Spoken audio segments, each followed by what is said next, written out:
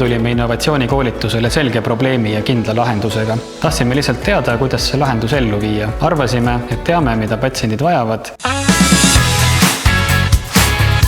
Kuid patsientide ja lähedaste käest küsides ning ise nende rolli pannes selgus meie jaoks palju uut. Näiteks saime teada, millised olid patsientide deliiriumi kogemused, kuidas mõjutavad patsiente, lähedaste ja haiglakülastused, mida elab läbi perekond, oodates seda tähtsat telefonikõnet või millised on need raskused, mida tuleb ületada intensiivravist taastudes.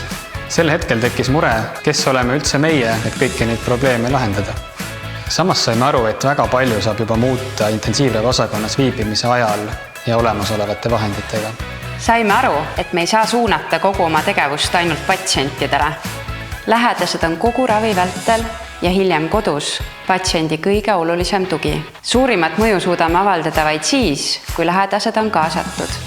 Lasime enda loovuse vabaks ja tegime ajurünnakuid. Mõtlesime välja vähem ja rohkem pööraseid ideid ja parimaid hakkasime üheskoos katsetama. Kõige paremini hakkas toimima lähedaste kaasamine.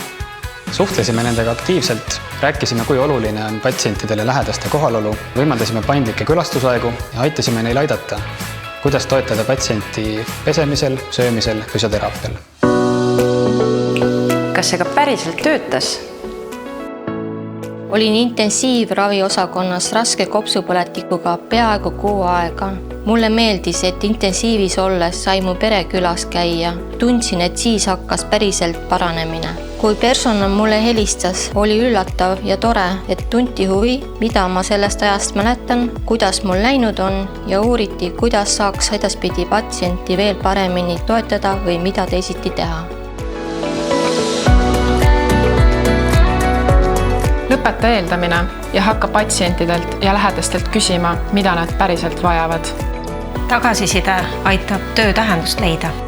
Ka piiratud vahendite ja väikeste lahendustega on võimalik palju ära teha. Muuda tavapärast mõtteviisi. Lahendusi on alati mitu.